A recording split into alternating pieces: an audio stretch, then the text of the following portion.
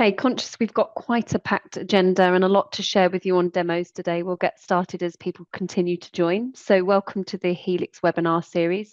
Today's session is obviously our webinar series on AIOps and observability. So it's a webinar series that we've been running monthly. So as you can see, we've had one in March, April. We're now on May's date. And we have a great lineup again for June, and we're also going to be putting something on in July, so we will continue to do that. So specifically for this session that we're going to be hosting, this one is going to be around practical examples, and we've got a special guest that's going to introduce themselves very shortly. So we will get started. So firstly, for those of you that don't already know me, my name is Samantha Hudson dos Santos Figueira. I work as a program manager at BMC. I've been running the webinar program for the last couple of years, and I'm very fortunate to have some great hosts again today. So I'm going to now hand over to Yaron for his introduction. So, hi, everybody.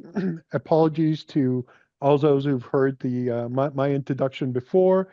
I'm a product director on the digital service and operations management side of BMC. Specifically, I focus on observability and AIOps. So we did 2 sessions in the past. We saw a little bit of 3 sessions in the, well, 2 sessions in the past. We saw a little bit about observability and AIOps.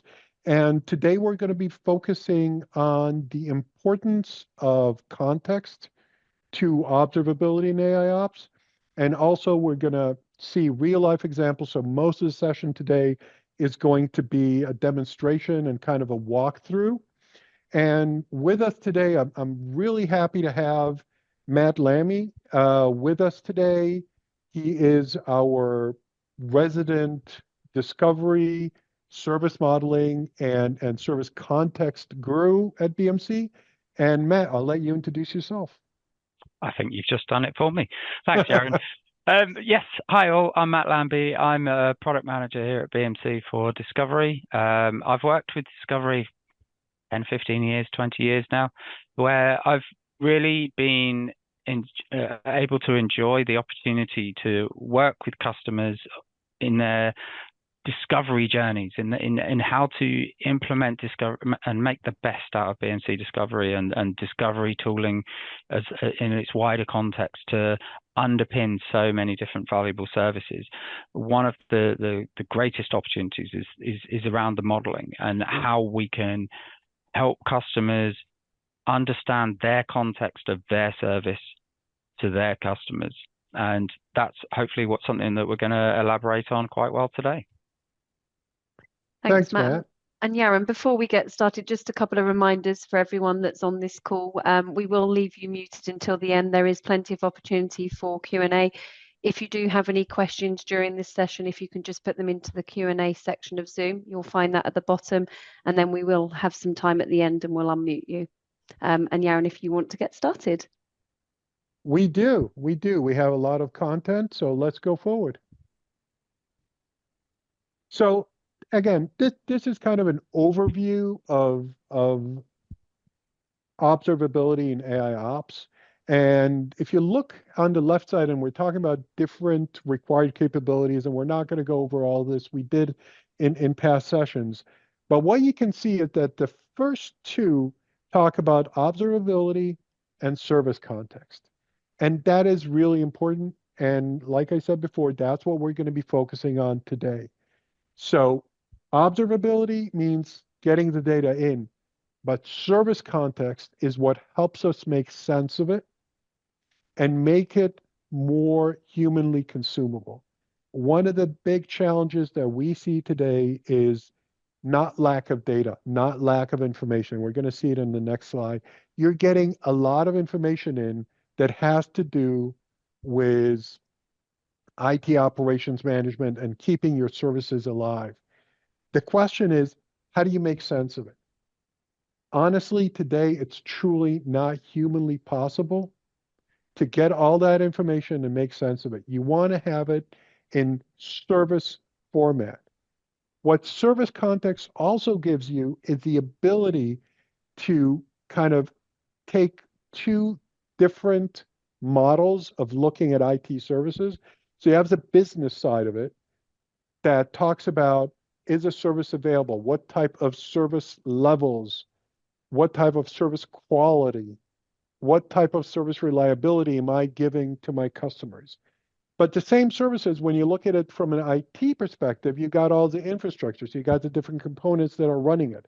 How do you get these two to talk on the same level? How do you get everybody talking in the same language? Well, what Matt's going to show us today is that service context brings those two together. So if you have a business line person coming to you and saying, hey, my customers can't put an item in their shopping cart on my e-retailing website, they can't put an item in their shopping cart. And we're losing money every minute that they can't do that. How do you reconcile that with, well, that specific network device just went down? How do you reconcile those? Well, you do with service context and you do with AIOps. And at the end of the day, it's all about service reliability, being able to fix problems quicker, being able to fix those problems without having to have all the SMEs and all the subject matter experts and all the, getting the database and the application guy and the network guy and the data, getting them all in the room, and then they all play the blame game. We know that, right? No, it's not the network, it's a database. No, it's not the database, it's the application. No, it's the infrastructure, it's a server. None of that. So fixing problems quicker, not having to have L3s sitting all day in war rooms and fixing problems, but rather focusing on innovation and things that can actually make money. And the third is doing proper planning and preventing incidents before they happen, but also keeping costs at bay, making sure that you're not overspending. And what we're going to see in the demo today is a lot about these three benefits and how service modeling, discovery, advanced capabilities like blueprints and dynamic service modeling and all that contribute to these three. Next slide, please, Sam. So where does service modeling come in? Well, it comes in the form of giving context to IT data. So if we look at we call this our subway map. So if we look at our subway map at the progression, at the maturity that you go through when implementing an AIOps practice, you can see that on the lines, even between the first and second station, you've got context. You're not going to be able to effectively reduce noise, even if you have good observability. Without context, you're not going to reduce the noise. And then once you have the service context, you need that in order to do planning.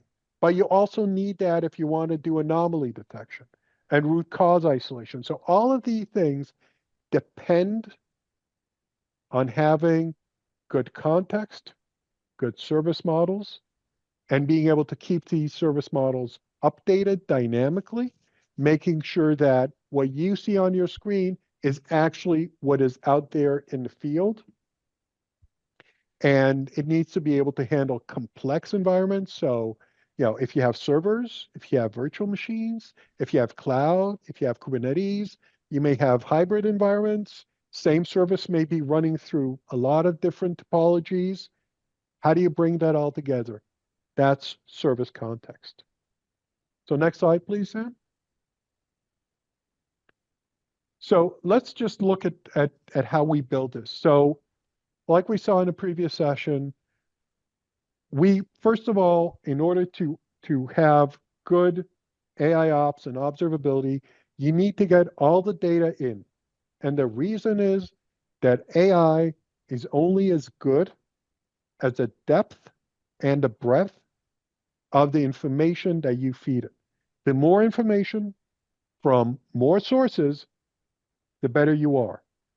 But all that information depends on the first one on this list, which is knowing your topology. Knowing that if a certain server contributes to a certain business service, a fault there is going to impact that service. And if you want to know what the health of your service is, well, you need to know which assets contribute to that server, to that service. So you need all of that information. You see some of it is metric data, some of it is simple data, some of it is structured data like events and metrics, some is less structured like logs. Some of it is even just human language like, knowledge article, change requests, incidents. So you need to get all that in. And then, next slide, please. Once you have the topology, that contributes to the 3 pillars. So the 3 modalities of AI that we use for our observability and AIOps. So it contributes to predictive AI. So if you want to know what's going to happen in the future, and if there's anything that you need to do right now in order to prevent a future problem with one of your services, you need to have context. It also contributes to causal AI. So causal AI, understanding where the problem started and understanding where it impacts. Again, you don't know what the causality change, so what the change of events is, if you don't know that all of these events happened in the same service. So you've got to have context for causal AI as well. And the last one is generative AI. So generative AI is both the ability to interact with users in human language, but also explain things and make them simple to understand in human readable and human understandable language. And you must have context for that as well. Because if I'm going to tell you your website went down because this network device had a fault which caused this software component to fail, which caused blah, blah, blah, all the way down the chain, I can't tell you this story if I don't know which service I'm talking about. So topology, service modeling is key to all of this, and it's key to keeping it updated. But also, and I see this, got to tell you folks, I see this every day with customers that we work with. The ability to very quickly and efficiently define the context is key. Because if you go in and you tell the operations team, yes, it's going to take 30 days or 90 days to define each one of your business services, and now it's going to turn into a 5-year project, nobody's going to go into that, right? Nobody has the time for this. You need this today. What Matt's going to show us, and I'm really excited about that, is he's going to show us how you can cut that time from weeks to days and sometimes even to just minutes to define a new business service and getting the context which feeds this whole engine. So next slide, please, Sam. So this is where we get into talking a little bit about the demo that we're going to see. So we're going to talk about Apex Fashion or star example that we have. So Apex Fashion is retailers. It went through a digital transformation. They have different layers. So some of the things that you can see on the bottom, they're on-prem. Some of the others, like their public website and their e-retailer website, they're obviously in the cloud. They're facing a rather complex type of environment, and we're going to see in a minute what do we mean by complex. And what we're going to see is how good discovery and service modeling tool can help a company like Apex Watches move to a modern and efficient observability and AIOps practice. So with that, I'm going to turn it over to Matt. Thanks, Yaron. So just to follow on the story of Apex Watches, up in the top left corner here, we've got the original image of our starting point. Where are we starting from? We're starting from the idea that we have this super complex environment. It's going to take 30, 60, 90 days to draw that out effectively by hand traditionally in a CNDB or on paper on good old days. So and that's only as good as the last time you touched it. So what we want to look at is enabling the tooling to do that piece for us. And to take the two perspectives and talking to Yaron's point about the different perspectives on our business, the operations teams, the customer outcomes. And there we have a couple of visuals that were in the top right-hand corner. We have the service layering, the outcomes. So at the very top, we have the ability for customers to log into a portal and buy a watch from Apex Falcon. And that's underpinned by technologies and infrastructures below that.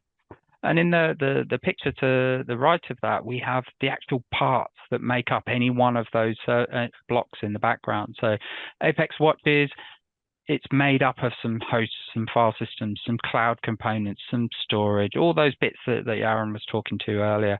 And with the red lines, we can see the interactions. We know that there are dependencies between these bits based on some rules that are in a capability of tooling. That is where you take the infrastructure, the data that the discovery tools give you, and you actually start to recognize the bits and consume that data. And you're able to start looking to the benefits. So knowing that a server is dependent on a hard disk or some cloud is dependent on a network device, it enables you to identify the causes of your tickets, incidents, service availability and reliability. And by knowing where to go and where to fix things, you can improve your service reliability. You can increase your speed for resolution, and your outages to your customers. It's probably one of the best opportunities we have here, is to get customers ready to use our service again. And going beyond that, we have the ability to look backwards and say, how can we prevent this happening again? And that's one of the things that Yaron, I think you're going to talk about later, is to improve the efficiency of our services to our customers. And just this last picture at the bottom, we have the demonstration of how complex any given service might be. That these are all the actual Apex Watches services that we're going to look at in the demo in a moment. And there are far too many parts in there for me to be able to know which Kubernetes pod is being switched out or floated away, and someone's changed the configuration. That's where the discovery tooling comes in and says, I've spotted those changes, I've updated the model, it's good to go. Can we jump to the next slide, please, Sam? And here we go. We're starting to look at the process. So in your tooling, again, it's this idea that you have this inventory information, you have this relationship information. But how do you extract the parts that identify things that, as a business, you're able to offer to customers, internal offerings, in this case, the Apex Watches, but it may be your payroll system, your HR system, could be any service type that you like. They will be built and put together on a set of rules. And in the top left, we've got the rules, a blueprint, as we call it. It's the rules that say there is a thing, and it has these other things, or it might have these other things related to it. And if you see any one of all of those parts together, then I want you to include them in a service. And in the right, we have an execution of a blueprint. So we've deployed based on these rules sets to say that server, that starting point, and all the other parts, I'd like you to build out a service for me, please. And then again, at the bottom, we have this very complex view of that data where we're able to say, right, let's monitor that. Let's keep an eye on that. Let's bring in the AIOps to that, all based on data that is updated and maintained by your discovery tooling to really allow us to focus on what matters. Waking the right person up at 2 in, not waking up all of the ops teams, as Yaron, you were mentioning earlier. And I think we've all been in those rooms a couple of times. So Matt, so what you're telling us essentially, I just want to make sure that we're all getting this. So you define a set of rules that define like a template or kind of a definition of what a business service would look like. Then you point that template at one of those kind of, nodes or one of those items in those rules, and then it just goes up and maps that as a business service that we can later, on a bottom watch and do AIOps on, right? Absolutely, absolutely. And this allows for an amazing flexibility. So with these rule sets, with these definitions of what a service will look like, we choose the starting point and then we apply the rules, apply the blueprint, it will maintain that model. And you may well have many services that are consuming the same blueprint. You may build most of your services in a similar fashion. You may have you may have Apex watches and something else that a fashion company may sell. And you can apply the same blueprint to different starting points to create different services, all managed under a single set of rules, a single definition. So let me ask you another question, Matt. I'm sorry, I'm cutting into your slides, but really quick question. So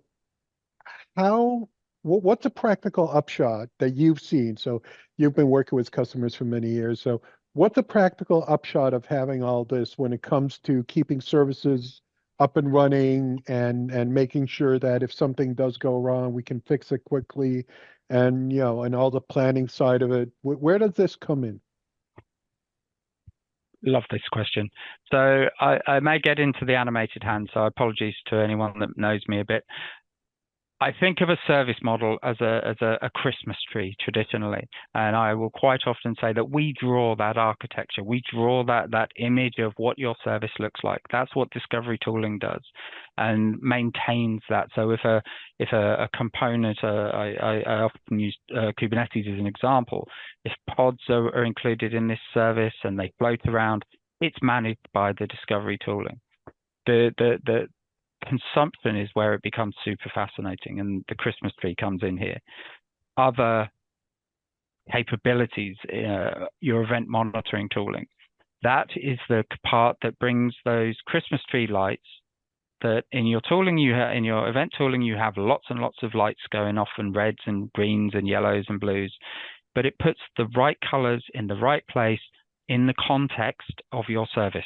So if you have a red alarm on your server, and that server happens to be underpinning one of these services, as right in the middle of that circle on the right hand side, there's a server record. If that goes red, it can show you the impact to right the way up to how it may be the cause for your outage on your service.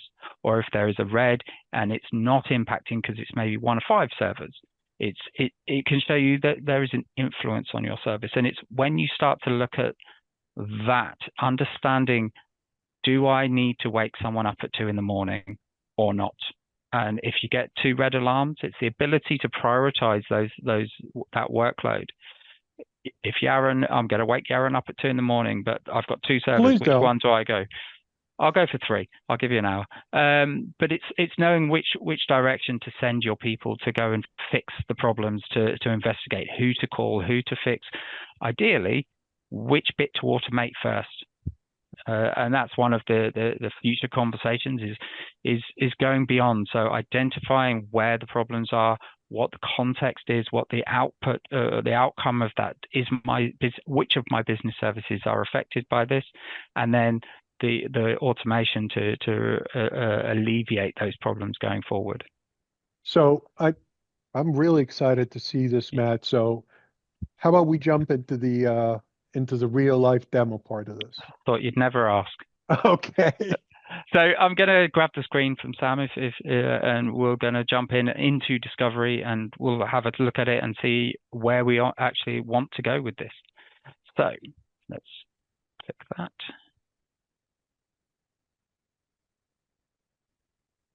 So can everyone see that, or is my screen not sharing? Yes, it's marvelous. Yep. So to a very quick overview, this is BMC Discovery. There are lots of icons and numbers on screen, essentially inventory data. So connections, devices, software, what your tooling should do bare minimum. So that's traditionally what I call replacing the person with the clipboard. So you have lots of devices and cloud and software. And that's really the initial benefit of your tooling. The bit that becomes interesting, and especially with today's conversation, is the context of these devices. So if I get 60 network devices, do any of them actually provide a service? Which of these 400 and something servers provide what services or underpin what services? And so if we jump into one of these services and go from the top down.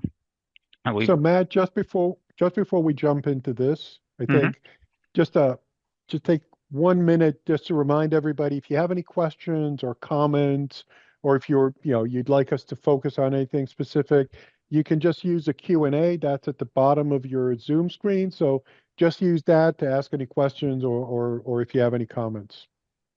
Absolutely, and I think that we're hoping to have a nice little chat at the end. So definitely throw them at us, and we'll go through them all.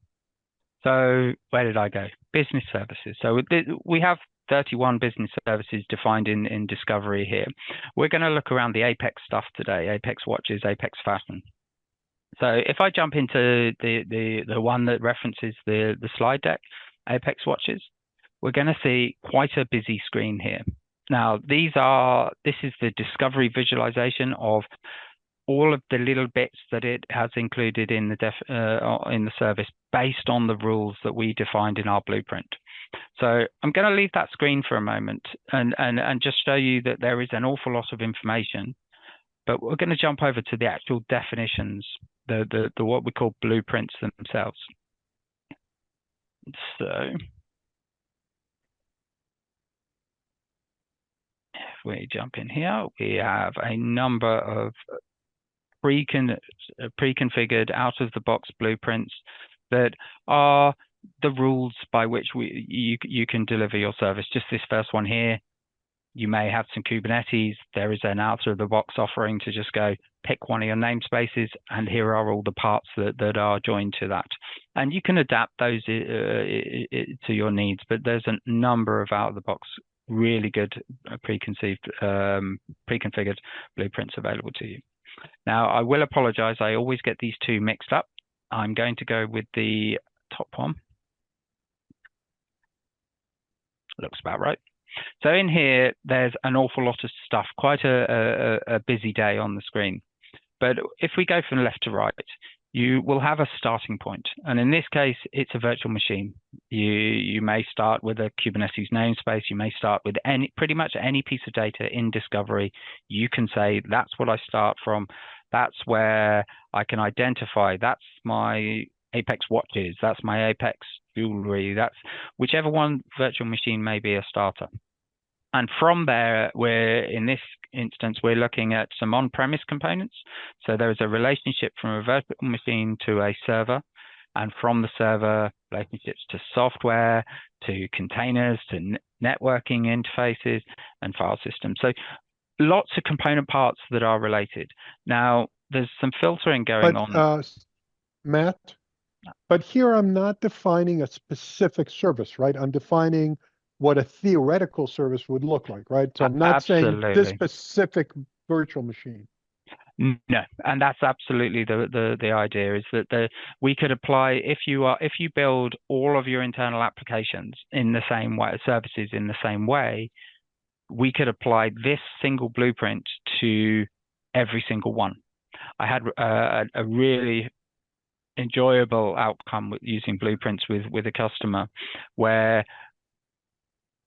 it was given to us there were 1,500 services in the estate, and that was going to take them months and months and months. It's good to go back to Yaron's 30, 60, 90 days to build a service. And after a little bit of looking around and a little bit of learning how these services were built, we figured out two blueprints, 1,500 services. Two blueprints for all their estates, so all 1,500? Yep. I will allow for a percentage of non-standard services in the estate, but it was something like 1,500, and I think we nailed it down to two types of services from an infrastructure and a way these technologies were made up.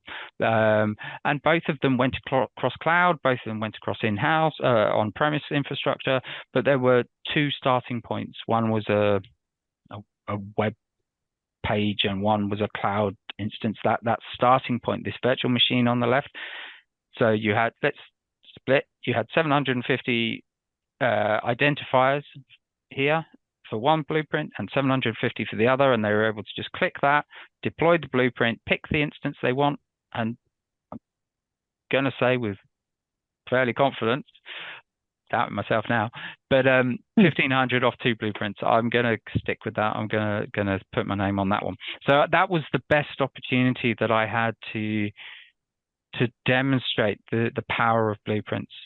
That if you can look at the logic and the rules that you build your services to, and you can quite often add a couple of alternatives.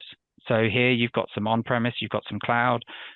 If one of your services doesn't have the cloud components, you can use the same blueprint. It just won't see those relationships, so they won't be in the deployed service.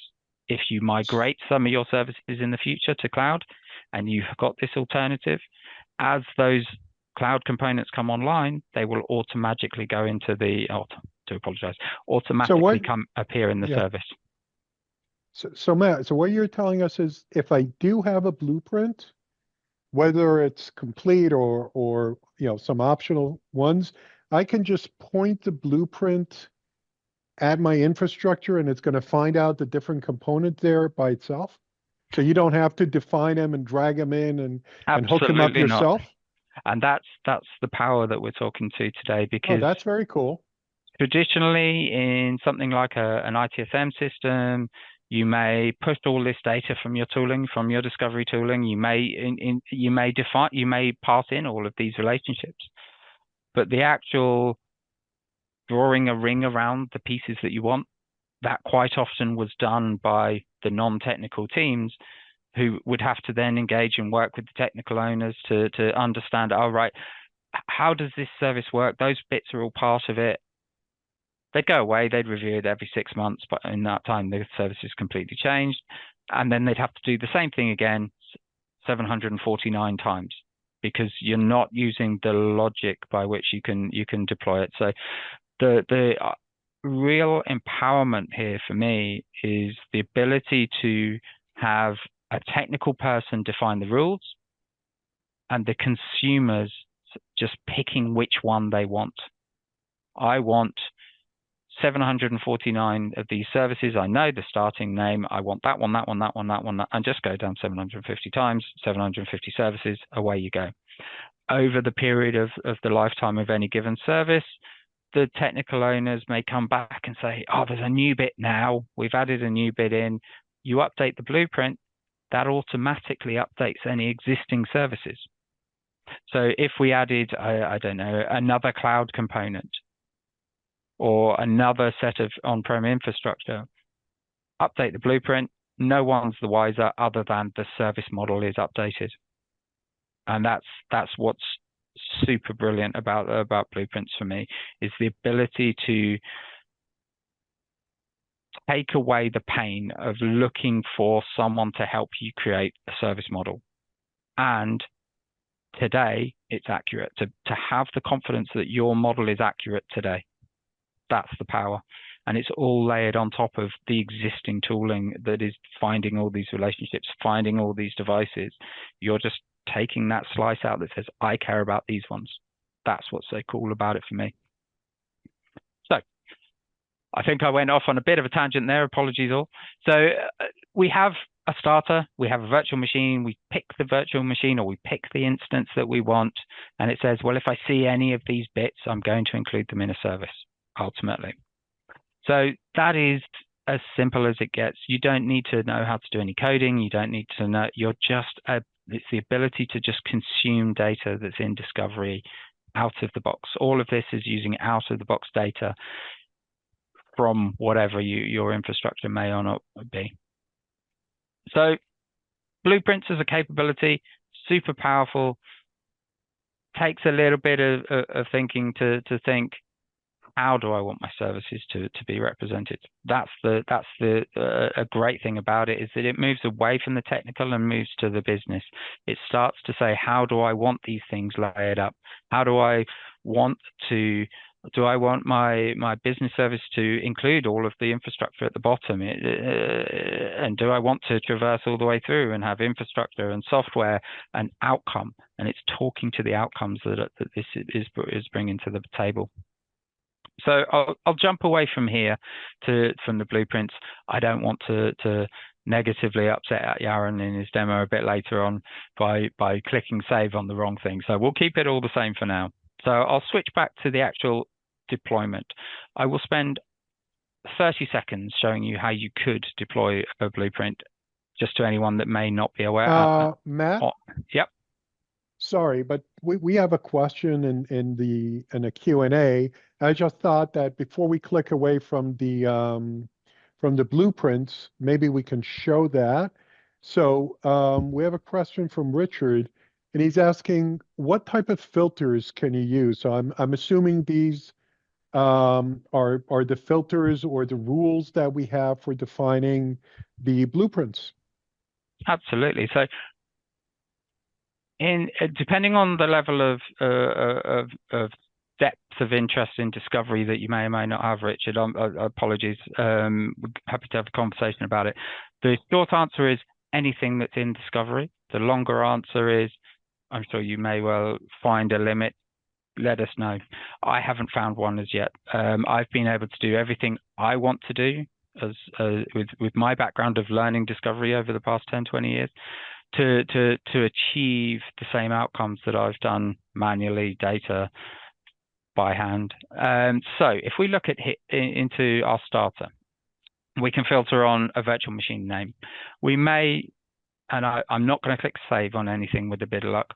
We can add filters, and in here we have the ability to show all known attributes on every device type.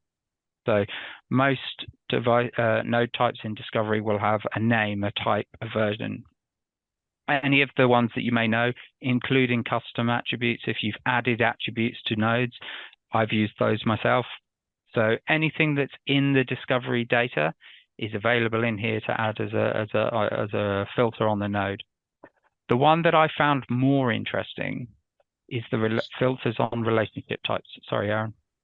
No, go ahead, please. Okay, so we can filter. If you have custom attributes on a node, you can do that, and you can do that all the way through. So you can see there's blues everywhere on here. There's filters on everything. So if you had a virtual machine and it had 15 different relationships to host, but you only wanted to specify one type of relationship to this host node, you can click on the relationship type and you can filter by kind. And in here, this one, I've done it, but I haven't done it exclusively to every different type of relationship type that I know of, but I haven't found a limit as yet. So I've been able to go through and say, I want the host containment relationships. I want the dependency relationships. And that's the one between software and software that gets a bit more interesting, is to say, I want the containment relationships or the dependencies or the communication relationships. If you've got multiple pieces of software talking to one piece, or a web server software talking to a database, you can say, I want this explicit relationship type to that between the software, the web server and the database. And you can really nail down the content. So I'm just being mindful of time, Matt, and Richard actually wrote in the chat that wanted to thank you, and that's what it was looking for. Brilliant. Happy to talk it through. You may have noticed that I'm quite passionate about the old blueprinting.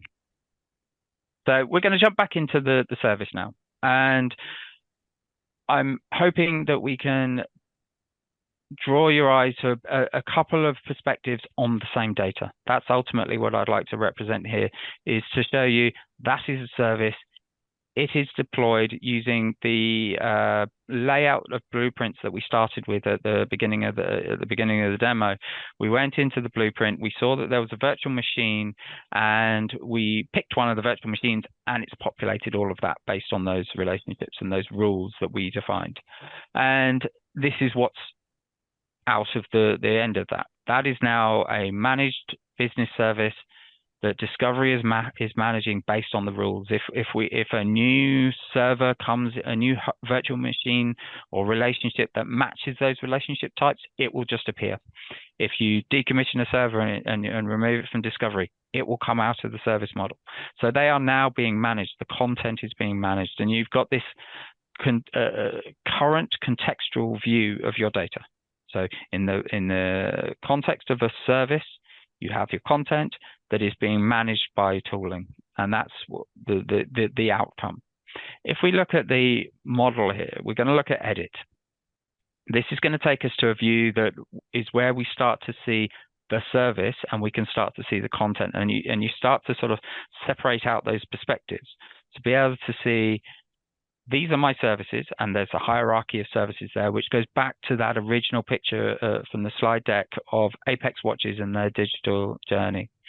So we have digital Apex watches layered up with some virtualization software, with some infrastructure and some storage and some networks. We've got some cloud components.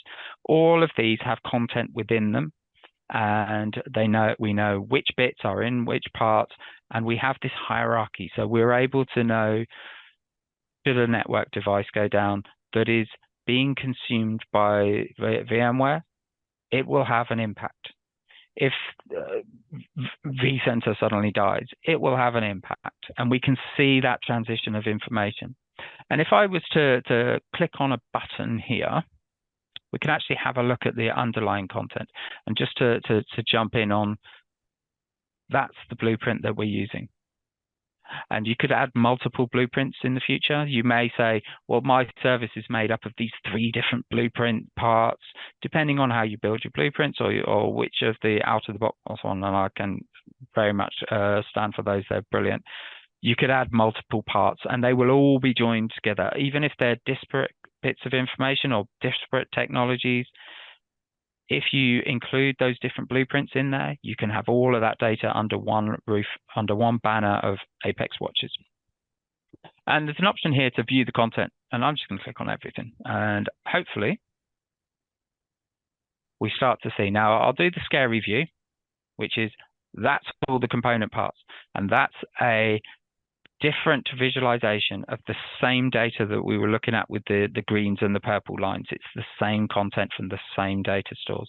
So we're all looking at the same data here. And if I bring this back down, you can see there's different stuff. There's disks, drives, servers, software, cloud, storage. There's all the stuff you would expect in a service. They are all the specific parts of Apex watches. That allows us to start to see Yaron's part of the world. Yeah, exactly. So I just want to keep on this for just one more second, Matt. I just want to draw your attention. If you can just move the mouse away for just a second, Matt. Okay. So when you see this map, what is striking again to me, because I'm the AIOps guy, right? For me, what's striking here is the lack of color, right? What you see here is all black and white. And this is a true topology and context view. This is telling you, here's what you have. Here's how each component relates to the other. Matt showed us how easy it is with blueprints to define this, to get this deployed, to have it constantly updated. So let's now kind of switch tracks. Oh, I'm going to stop you for 1 second, because there is one final part, and then I will let you have it.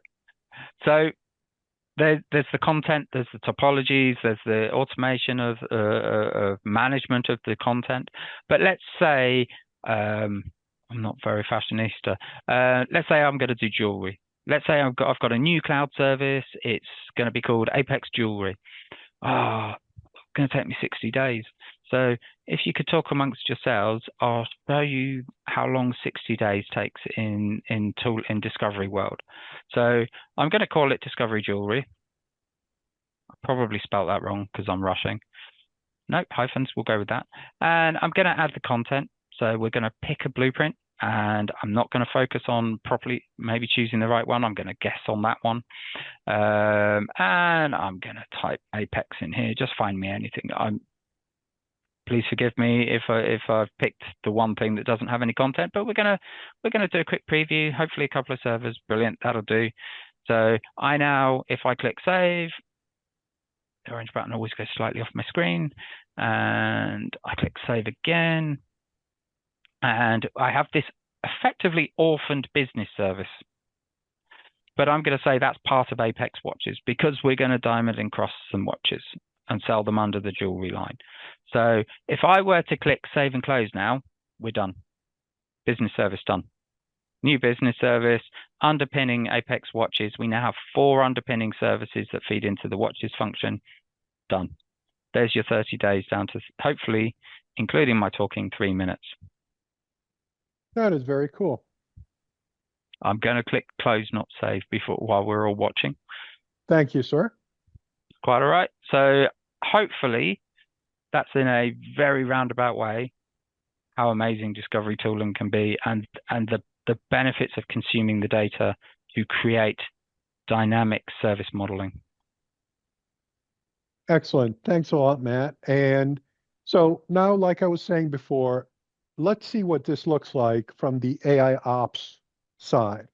So our story is going to begin with, or it's going to actually continue with, let's see how these service models and the context come into play when I have a problem. So like all problems in the world, it starts with a ticket. And the ticket says, I can't add an item to my cart. So you remember, we're talking about an e-retailer. If people can't put things in their cart, they can't buy. If they can't buy, we're not making money. So this is a high priority ticket that I have. I have all my information here. But what AIOps together with the service context allows me to do is when I look at this, I can also see which service is impacted by this issue. So you can see it's apexwatches.com, which is running on AWS. Just one thing And to that's call really out important. on that as Yeah. well. In the middle of that box, you can also see there's a little bit that says customer facing. Oh, Now, okay. Right depending here. on how you build your services and you align your services in your CNDB or in your discovery tools, you can gain an insight into, is this affecting our customers? Is this affecting our logistics services? You can identify what impact that may have to you reputationally based on just those 2 words there. Cool. So you can see that, again, because I have the context, I can see that this is customer facing, like Matt said, and I can see which service it is down here at the bottom left. Just from an AIOps perspective, because I know the service, I can also do root cause isolation, and I can tell you that we have a 61% probability that this is the impacted server for this issue. So already here, so I'm just talking about, so this is the view that a service specialist would get. And right here, right on the ticket, they see all that information. But what they can also do, again, because we have the service context, I can go and look from a service perspective at more information about this business service. So I can look at the different assets that I have here, right? Right, Matt? Absolutely, and there's a few links just below assets that I love to draw people's attention to, because many of us come from different backgrounds, different UIs, and here we have this collaborative approach to bringing all that data, how you choose to see it, where you choose to see it. You can see it through the CI Explorer, and anyone that's got a Helix CNDB background, a Helix ITSM background will recognize this data. It's the same data, but it's the visualization and the recognition of that. And as per some of the other links, I won't ask you to go through all of them, but the visualizations, it's the same data, hopefully recognizable, approachable from whatever whichever angle you're coming to this from, whether you be the operations people, the service people, you should be able to find a way to see your data how you are used to seeing it. Sorry, Aaron. So yeah, going back to the ticket real quick, because I see we're almost out of time. So if I go back to the ticket, like I said, I can see that the impacted service is Apex Watches. But now we saw how business, service, and context and topology help me when I'm doing the service ops part of it. Let's look at the same thing, but now how does it help me when I'm doing IT operations? So this is service operations. Now let's look at IT operations. So I can look and see that the top probable cause is this, and I can view details. So when I go into view details, now we're getting into the IT operations tools, like, so this is a service monitoring tool. And what it shows me everything I need to know about this service called Apex Watches. And again, I can only get this because I have the context. So the first thing I see is on the top here, I see the service health, so it's in 56%. So yeah, I'm not doing very good. I can see that I have 3 child services. Again, business context, business services. That's what's telling me that I have 3 other child services that are being impacted. I can see a timeline. And on this timeline for the service, again, I'm not looking at infrastructure, I'm looking at an entire service. I can see that over the past 24 hours, I was orange, then I was green. Then you see this little tick over here? That says that somebody made a change. So again, going back to the service management part, somebody opened a ticket to make a change, and it happened here. And then very close after that, I started to get events. So this tick little square here says that I started to getting more and more events over here. And then my service turned orange again, and eventually it's red. I can also go back in time. So I can see what it looked like when my service was green a few hours ago. And I can go back to, the present and see what it looks like now. So you remember those colors that we were talking about before when Matt was showing the business service? You see here, I see the exact same type of view of the different services, but this time you see I have a lot more colors, because here I can also see the health of my services. So you see the red ones, they're impacted. I can see the number of events, how many situations I have for each one of these, but I can also see what caused what. So if I had a fault here in my core networks, that impacted my CRM system that's running on VMware, and that's impacting my main service, Apex Watches. So if I'm talking in business terms, these are the business services that are being impacted. Again, all made possible by business services and the topology. Now, if we go back, I can also look at this from a CI perspective. So this is a very condensed view. So this only shows me kind of groupings of entities. But I'm also seeing what impacts what. So I see that this host is impacting this and this. Matt, can I take please. a jump in on that? Yep. Sure. It was just with the views that we had earlier of exactly this data with the same squares. The Christmas tree lights are now on the boxes. Amazing. Love that piece. But just to call out that this is a contextual view right now. So you have a couple of blue filters going on that are showing these are the bits that we want to draw your eye to. You remove those filters, you get the wider view, you get all of this information in front of you. So it affords you to draw your eye to, we think this may be the problem, we think this could be a part of the conversation, this is what we know about it. And that's what I like about this view of the situation, is it's not just the the Christmas tree lights overlaid, it's affording you the context of conversation as well. So one last comment before we turn it over to probably 3 minutes of Q&A, because we're a little over time. This goes to making it human consumable. Nobody can read this. Nobody can really understand this, even if I go in and I zoom as much as I want. But because I have the context and I know what's affecting what, I can go into each one of these and it highlights what is affecting what. So I can traverse this and see where it's coming from. So this is coming from here, and this is affecting all of these. Really powerful stuff. A lot more we can talk about the different type of use cases. But if there's one really cool takeaway, is that business services and service context is vital for effective observability and AIOps.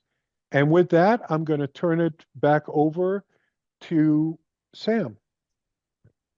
Thank you both for a very insightful session. Hopefully we'll get a few questions. So I'm just unmuting everyone now. So if there is any questions additional to the one that we've got that we'll start with, please start either typing away or raise your hand. So we do have a question at the moment. So both of you, what is the AI engine that makes recommendations based on insights on? That's a question from Absolutely. someone So anonymous. that's, yeah.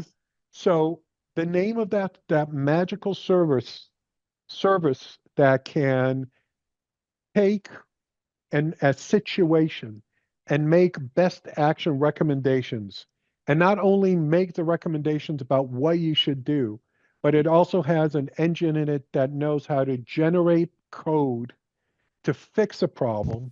So you can make an automation out of it and then run that automation in the future automatically and have a self-healing IT, is called Helix GPT. So that's our GPT engine that uses our finely tuned large language models that know how to look at a situation, learn from the past, and give you very insightful and actionable best action recommendations, as well as it knows how to write the code so you can both fix a problem right there and then, but also write future automations to fix problems automatically. So that's Helix GPT. That's a name. And we're going to have, Sam, I know you have an upcoming webinar about Helix GPT, right? I've always got upcoming webinars, but we're actually going to be running a series very similar to this. We found that a lot of information that's of interest is either AIOps or Helix GPT, so it's work in progress, but I do have independent webinars that will be set up on GPT as well. So hopefully that will be of interest for the audience here. So stay tuned, folks. There's another series, really exciting one coming up, and it's going to have our really, really smart GPT people hosting it. So please do stay tuned for emails from Sam who's going to tell you exactly when that's going to happen. Absolutely. Conscious obviously of time, we've got one more question. We'll take Paula's. And Paula, if you do want to come off mute, we do like it to be interactive. I will read out your question, but it would be lovely to hear from you vocally as well. Her question was, are you able to input a resolution directly in this panel manually and make this diagram recalculate a new possible root cause? Well, when you say input a resolution, so yes, if I go in and I mark an event, so a situation is an AI-generated aggregation and correlation of events that have to do with a single incident. So if I go in and I mark events as closed, the engine learns from that and it updates the situation accordingly. Paula, can you hear us? I know that you've come off mute.